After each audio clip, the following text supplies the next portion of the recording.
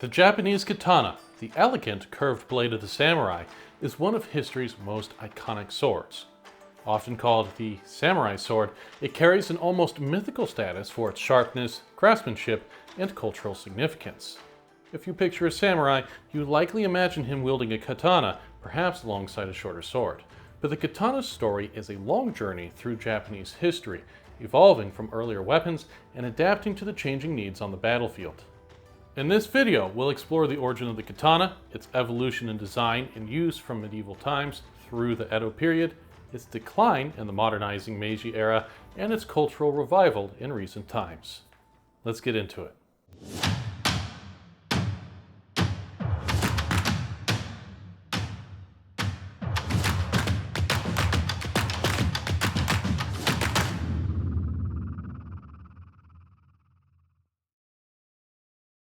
Before we dig into the history of this legendary blade, let's take a look at what makes a katana a katana.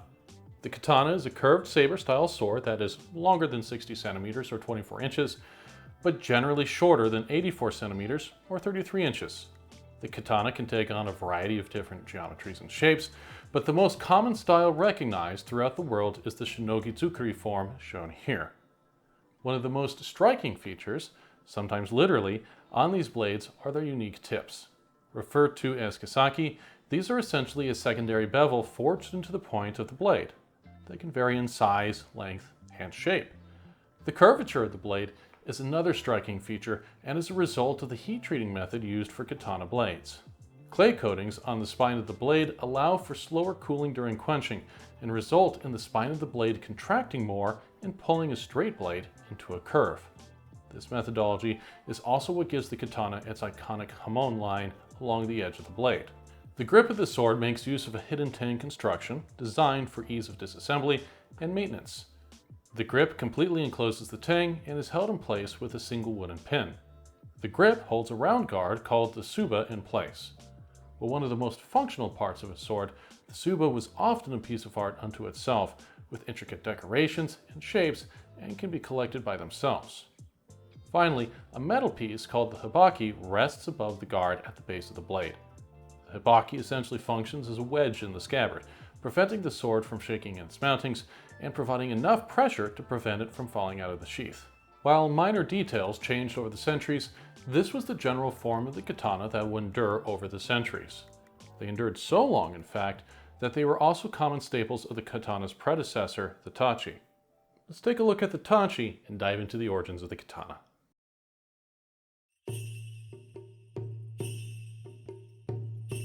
Our journey begins in the Heian period, long before the word katana meant what it does today.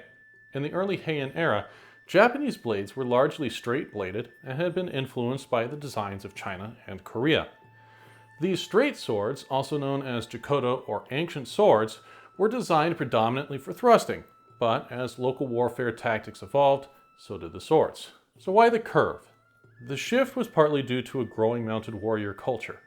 Cavalry warfare became prominent, and a curved blade is highly effective for mounted combat.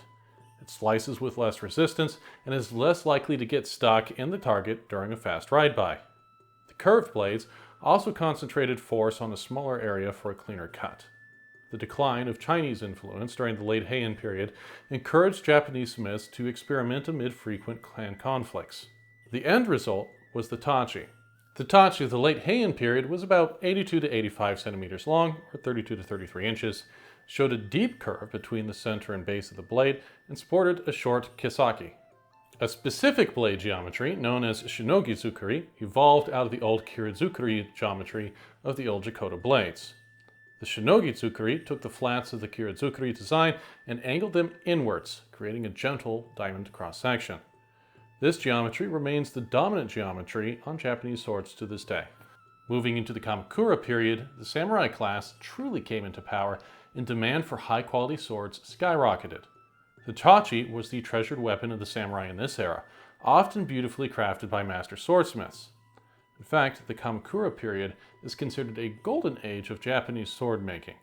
Many famous blades and smiths, like this legendary Masamune, date to this time. The tachi swords of the early Kamakura period followed the design of the late Heian blades. The Mongol invasions were a pivotal moment in sword development. The conflict with the Mongols pushed Japanese weapons and tactics literally to their breaking point. The fortunate intervention of a typhoon not once, but twice is likely the only reason Japan was able to resist the invasion. Japan was not keen to rely on luck again in the future and began to rework its defenses. Japanese bladesmiths began forging wider blades with less taper, shortened the kisaki into almost a chisel, and moved the bevels closer to the spine. Convex bevels became more pronounced. More enterprising smiths started adding hai, or fullers, along the blade, and they refined their forging methods by laminating hard and soft steels for a resilient, chip-resistant blade. There was also an increased use of differential hardening, utilizing clay tempering, to create the famous wavy temper line.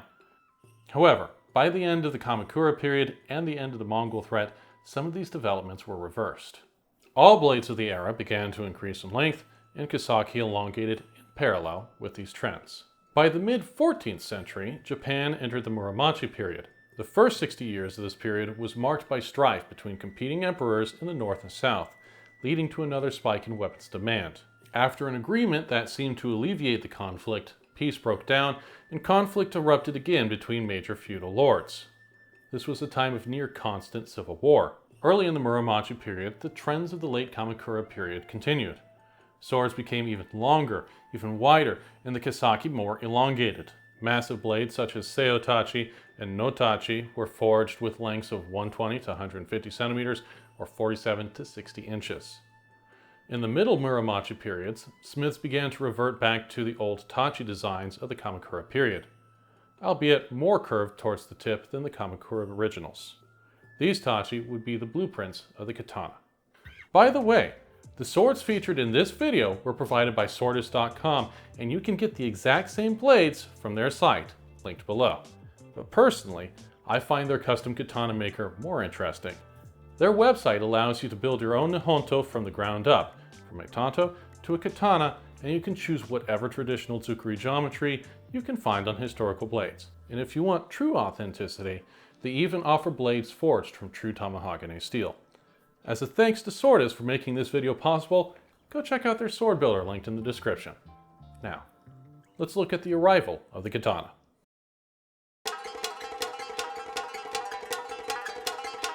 The tachi had a couple of drawbacks. First, due to its size, the blade took some time to unsheath. The length of the blade, while certainly advantageous in reach, also created weight and limited maneuverability in close quarters and in troop formations. The answer was a shorter version of the tachi. Measuring between 70 to 73 centimeters, or about 28 inches, it was lighter and more maneuverable than the tachi and faster to deploy. These first uchikatana appear to have emerged around 1429 AD. Its role as an infantry weapon is reflected in the change in the way that swords were carried. As opposed to the tachi, which was suspended edge down, the uchikatana was carried with the edge up. This allowed a warrior on foot to quickly draw and use their blade. By the late 15th century, large-scale wars led to mass production of swords. Many of these late Muromachi blades were simpler and rougher in finish than the artfully made Kamakura swords. Quantity often took priority over quality to supply troops, and the blade quality suffered. Uchikatana shortened even further down to 60 centimeters by 1500 AD, but then lengthened back up to 73 centimeters by 1558 AD.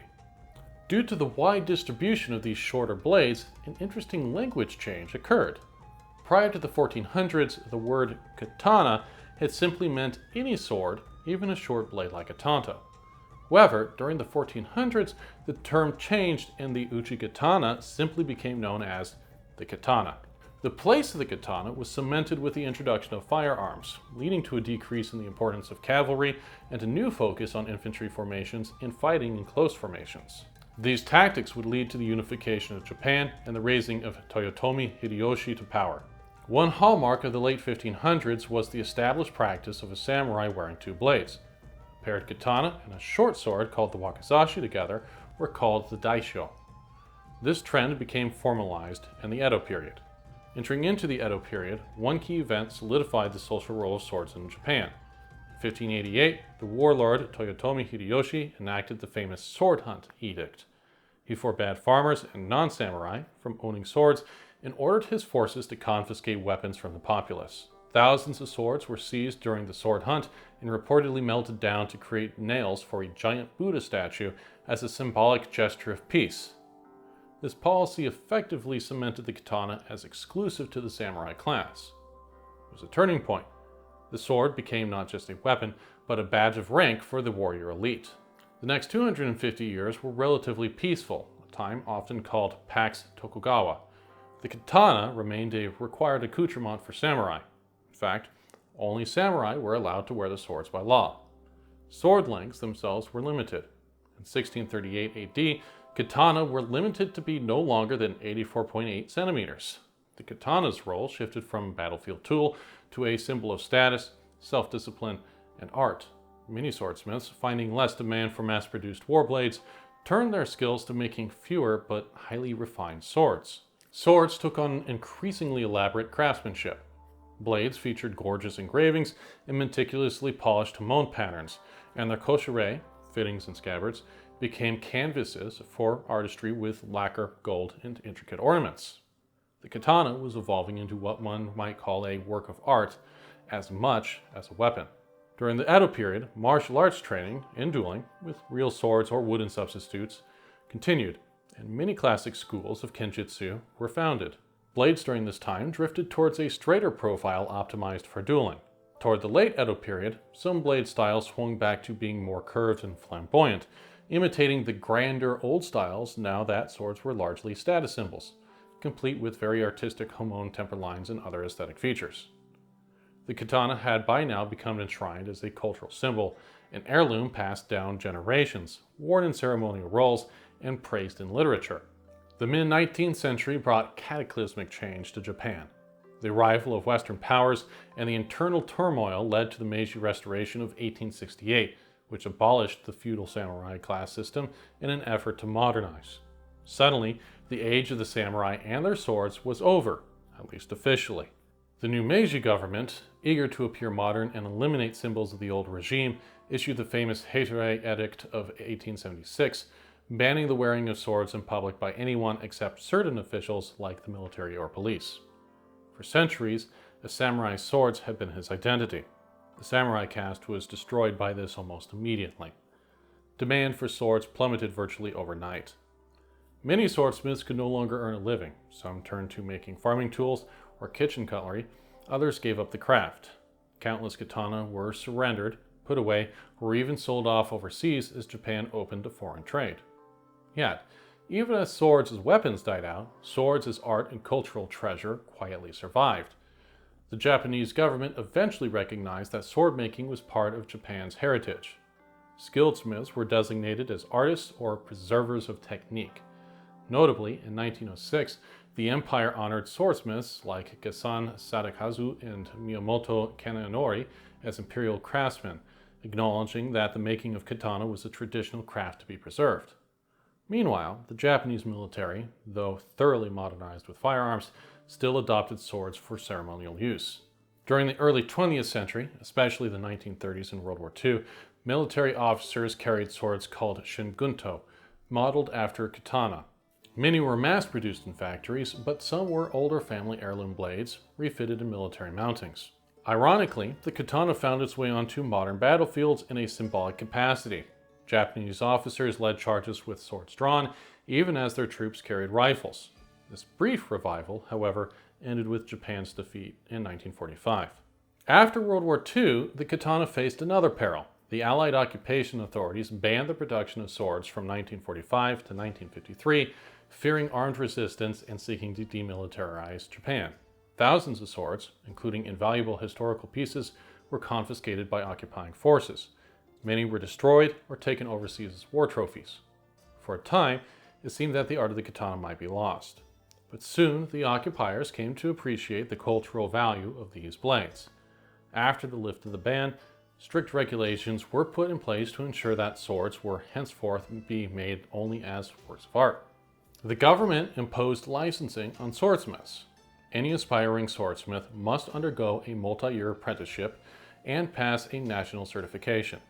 Even now, a swordsmith can only produce a limited number of swords per year. Every newly made sword must be registered with the authorities as an art object, not a weapon. Today, authentic katana are still made in Japan by a small number of licensed master smiths, often with techniques passed down through generations. These artisans view their work not as manufacturing weapons, but as creating art and preserving an ancient tradition. A newly made katana can take months to forge and polish, and the result is considered a masterpiece of metallurgy. Meanwhile, many antique katanas survive and are meticulously preserved. If you visit a museum in Japan, you might see a 700-year-old Kamakura-era tachi or a famed Edo period katana on display, its steel still gleaming. It's a powerful image of continuity unique to Japan. If you enjoyed this video, give me a like and subscribe, and let me know in the comments what blades you want to see in future. And as always, stay safe and keep living the knife life.